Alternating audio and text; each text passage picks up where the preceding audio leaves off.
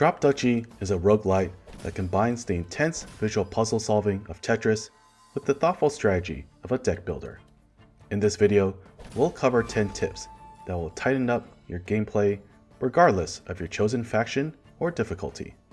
While the tutorial does an excellent job of teaching the basic mechanics, experience is ultimately the best teacher.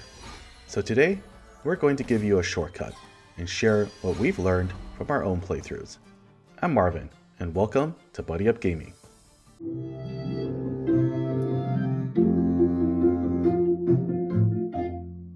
Banish undesirable cards in the progress tree. A critical gameplay mechanic for winning any deck builder is reducing the impact of bad RNG by limiting the number of unwanted cards that can appear during drafts. In Drop Duchy, this is done by banishing cards in the progress tree. Simply click the card you want to remove and banish it. Sounds simple, right? Well, I don't think the game ever explicitly tells you that you can do this. After my first win, I got so greedy unlocking new cards in the tech tree that I didn't even notice there was an option to banish them. Okay, I'll admit this isn't exactly the most groundbreaking tip, but it's great for people like me who can spend an hour searching the fridge for a bottle of ketchup that's been sitting right in front of them the whole time.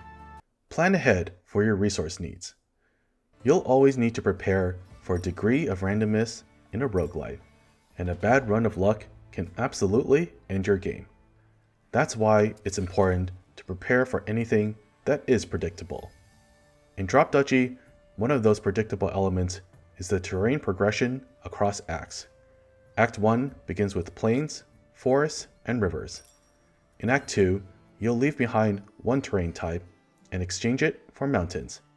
Finally, in Act 3, you'll leave behind another terrain type and exchange it for wasteland.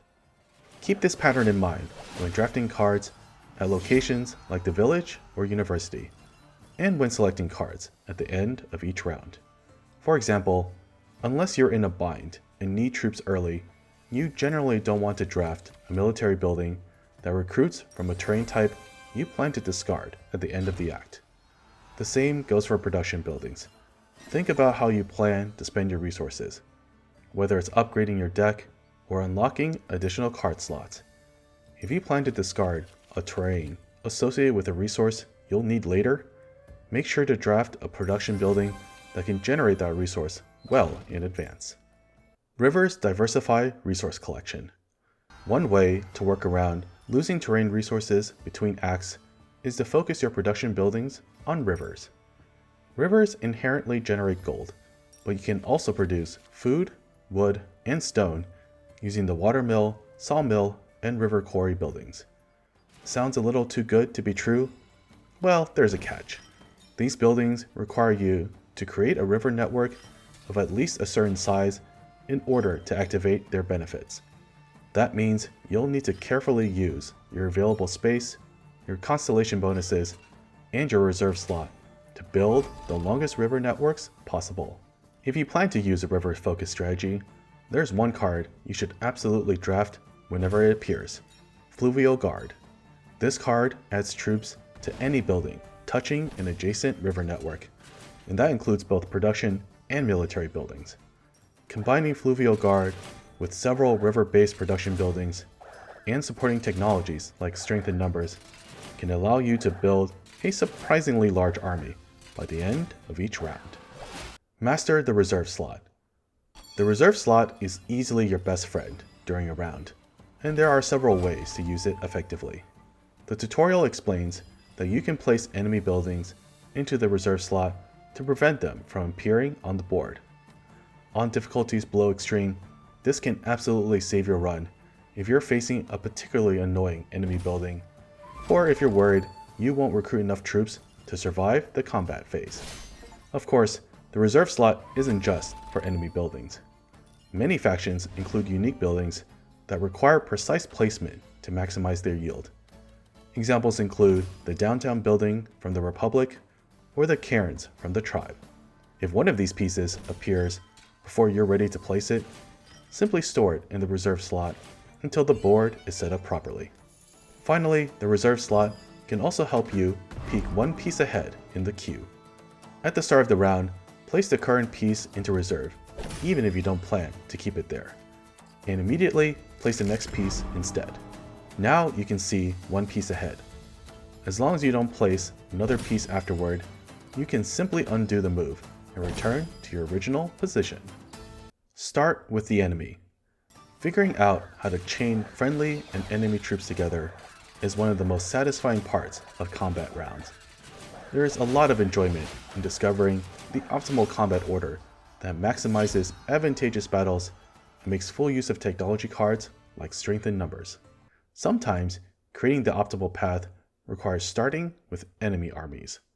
This situation often arises when the majority of troops on both sides belong to one unit type, and your main unit type happens to be at a disadvantage in the combat wheel. As long as the enemy army includes one portion that your main unit type has an advantage over, starting the chain with an enemy force may allow you to merge their troops into a more favorable matchup later in the chain. Use mercenaries sparingly. I'll admit, I'm not a huge fan of mercenaries. They usually start with a fairly small garrison size, and there's no easy way to increase it. Hiring them also consumes resources that could otherwise be used to refine your deck. That said, there are situations where mercenaries can absolutely save your bacon. This is especially true during Act 1 on harder difficulties. If your draft gods were unkind and you weren't able to secure enough military buildings, hiring a mercenary or two can make the difference between surviving the first boss or getting wiped out. Mercenaries can also help certain buildings perform better. For example, buildings like the Thieves Guild, which recruit troops based on neighboring buildings, benefit from simply having more buildings available on the board. How to squeeze pieces into tight corners. Drop Duchy isn't always clear about how pieces can fit into tight spaces, so here's a useful rule of thumb. You generally can't push a piece through a gap if the piece is wider than the opening. However, that rule depends on which part of the piece is moving through the gap. Take L-shaped pieces as an example. These pieces can have a length of 2 or 3 squares and are 1 square wide at the top but 2 squares wide at the bottom. Even if a gap is only 1 square wide, you can sometimes push the narrow portion of the piece through first and then rotate it once it's inside the open space.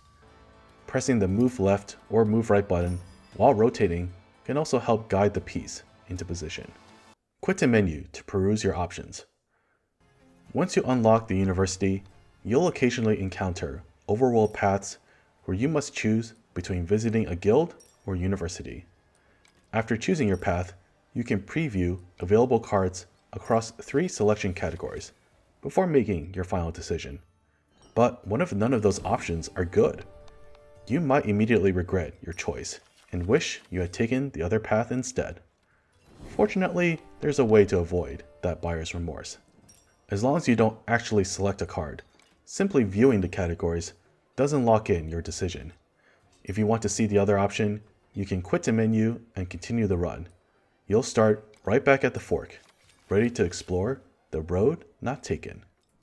Complete faction missions before pursuing harder difficulties. I remember it was around my 5th victory on normal difficulty when I decided to try hard. Handling larger enemy garrisons took some adjusting, but I managed to make it through most of Act 1 without too many problems.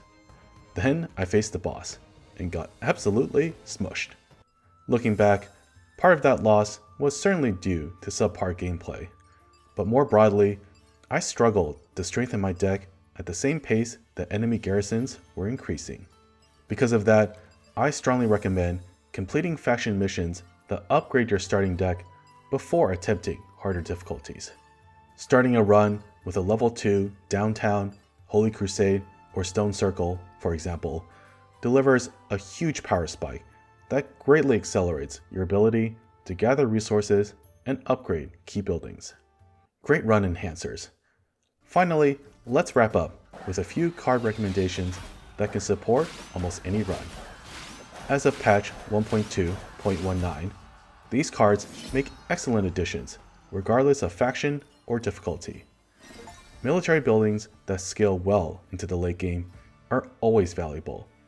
The old king used to be the military hospital, but after the recent nerf, it's now just decent, rather than overpowered. Instead, I highly recommend the Thieves Guild. This building adds 10 to 20 troops for every neighboring friendly or enemy building. While the resource penalty can be a bit annoying, it's remarkable how many buildings you can fit within its 2-square radius. This card has carried me through some harrowing runs on Nightmare difficulty. Once you've secured strong military buildings, always grab the blacksmith if it appears. This card duplicates the yields of up to 3 adjacent buildings, which means more troops, more resources, or even more faith.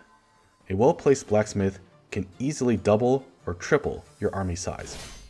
One of my favorite tactics is placing it next to a fully upgraded belfry and watching the citizen and troop numbers skyrocket. Technology cards in general are always valuable, since there's no limit to how many you can use. That said, it's helpful to prioritize techs that streamline deck development.